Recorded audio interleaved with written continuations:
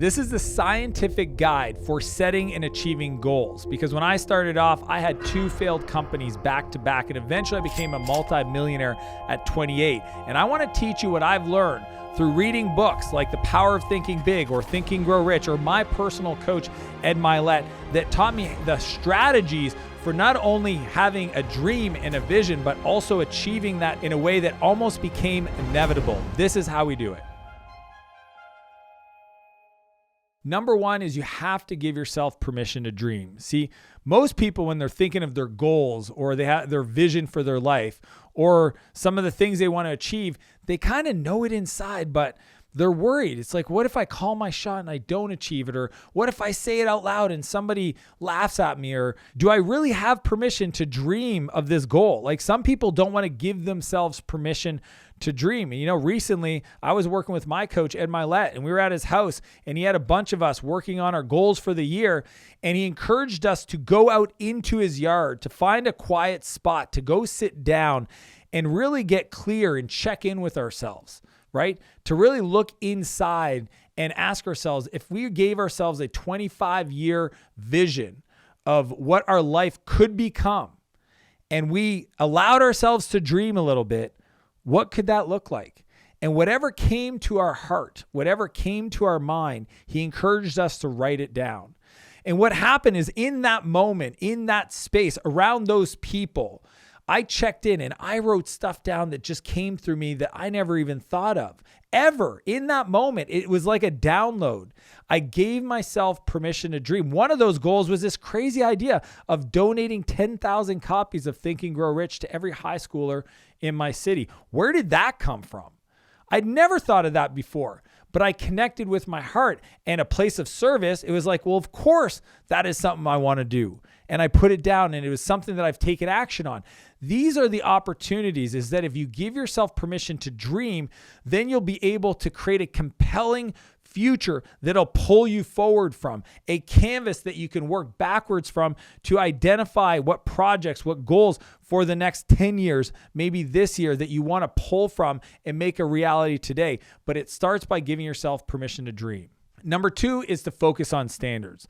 What this means is that we need to identify the systems, the processes that if we follow and we adhere to, our dreams and goals become inevitable. There's a great quote by James Clear in his book, Atomic Habits, that states, we don't rise to the size of our goals, we fall to the level of our systems. See, most of us have not thought through, if this is the outcome I want to achieve, financial, relationships, our health, then what level of standard or process or daily discipline would I have to live? What activities would I have to do today that would make that outcome inevitable? So for example, if I was trying to achieve a certain body structure or certain health outcome, I would set some standard that would look like, eat less than 2,000 calories a day, 200 grams of protein, and work out for 45 minutes.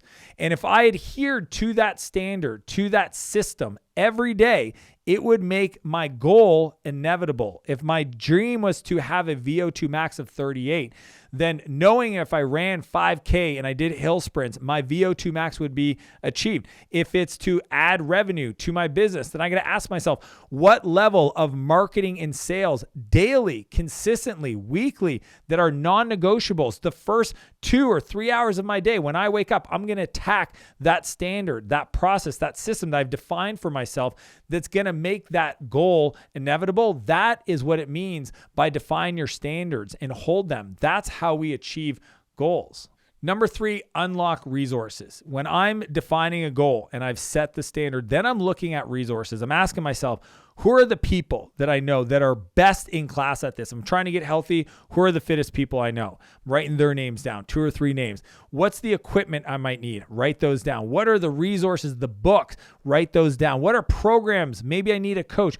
What do I need to make this thing inevitable? Most people never think in that moment of inspiration that I need to get some resources around me so that I can hold myself to that level of commitment. See, when you write down the names of the people and you take the time to text message them, send them a message and say, I've set a goal to achieve this level of fitness and by this date, and I'm committed and I respect you and I want you to support me. When you send that message, you now create positive peer pressure to execute. When you invest the money in a coach, a lot of money. Some people invest too little. They're like, oh yeah, I have a coach. I pay him $100 a month. That's not enough to get you up at 5 a.m. to the gym. Sometimes you need to pay more so that you pay attention, so that you do the work, so that you are honest with yourself about your progress. And if you're going to keep skipping days or missing the activity and the standard that you outline, somebody's going to hold you accountable because you want to get your money's worth. That's why sometimes you have to make the investment. But in that moment of inspiration, you write down those resources, you send those text messages, you purchase those pieces of equipment that you need, or you buy those books that you need to read. That's when the magic starts to come together to allow you to crush your goal. Number 4 is you have to celebrate the journey. And I got this from my coach, Ed. It's one of the coolest things that I've added to my achievement process that's really made it kind of like fun for me. It's gamified it. And the concept is that as you're executing, as you're achieving your different goals, you set these milestones along the way. If I wanted to get in a certain shape or achieve some kind of financial outcome, I'm going to set these dates and these milestones of where I should be along that journey, along that path to achieving the bigger goal for that area. And what I do is I define what the reward is. See, we need that dopamine hit. We need that reward as we're making progress to remind ourselves that, hey, there's something bigger.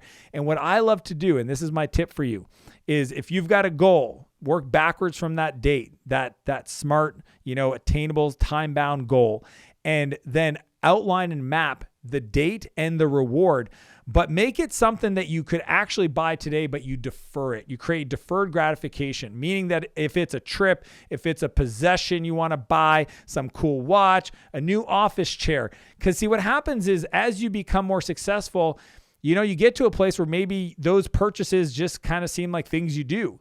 And you get away from the, I worked for this, I appreciate it, I'm rewarding myself. So what I do is I think about what are all the things I might want to buy this year? What are all the trips I want to go on? And I create all my goals and I set the rewards as micro achievements on that path. And I map them to the things that I want to get that year. So I tie my progress to that reward to celebrate the journey. And what I love to do, and it's a tip I'll share with you guys, is I like to map experiences, travel, trips, etc., with health-related goals and possessions, things I want to buy, things that, any physical items, to financial outcomes, right? It just feels good for me. And I map those rewards to those things that I want to add to my life, to those trips, and I make them non-negotiable so that I'm rewarding myself, I'm celebrating along that journey to achieving my goal. Number 5, connect to triggers. See, one of the most important things about goal setting or having a vision for your life is to review it on a frequency so it becomes top of mind. See, most people, when they set their goals, their vision, their planning for the year, they might write it down, put it on a piece of paper, stuff it in a Notion file, put it somewhere, share it with a friend, and never look at it ever again, right? They're like, oh, I have goals. It's like, where are they? And they start looking in their inbox or their emails or some PowerPoint or Keynote deck they put together, but they haven't reviewed it in months. What I want to encourage you to do is connect to a trigger that reviews your top 12 goals for the year. Okay, I want you to figure out what is it throughout your day? Where are you going? What are the moments where you can get present and review your goals? Like for me, it's when I sit in my car, I sit in my chair out in my living room, or I sit at my desk here. I usually review my 12 goals for the year 3 to 4 times a year. Okay. And I do that because I want to keep them top of mind. And in that 3-minute moment, as I scan through them, I ask myself, what could I do to move these forward? Is it I got to add something to my calendar? Do I have to send a message to somebody? Do I have to send an email? Do I have to make a commitment to move this forward? And here's the deal. 12 goals for the year. And these are pretty audacious goals. Even if you only hit 9 of them, it will bring you a level of progress and momentum that will transform your life. And that's how we do it. We connect triggers to the review to keep those goals top of mind, to move them forward and make them inevitable. If you like this video, then I'm going to highly encourage you, go into your calendar and block out 60 minutes. And in that time, I want you to check in on your heart. I want to give you permission to dream. Think about if there were no limitations, if you showed up powerfully in your life for the next 25 years, what could you accomplish? How could you serve? How could you help other people? What would you achieve? And write those things down and use your heart to guide you. If it's on your mind, it's in your heart. It's the reason it's there, because it's you. It's within you to achieve them. If you want to take it another level further, be sure to grab a copy of my book, Buy Back Your Time. Chapter 13, I talk about dream bigger, achieve bigger, and I unpack my 10X vision map, which is a process to visualize your dreams so that you can have a map that you look at, that you can connect with, and you can see your whole life become a reality. So if you like this video, be sure to leave a comment. Let me know what resonated the most with you. And as per usual, I want to challenge you to live a bigger life and a bigger business, and I'll see you next Monday.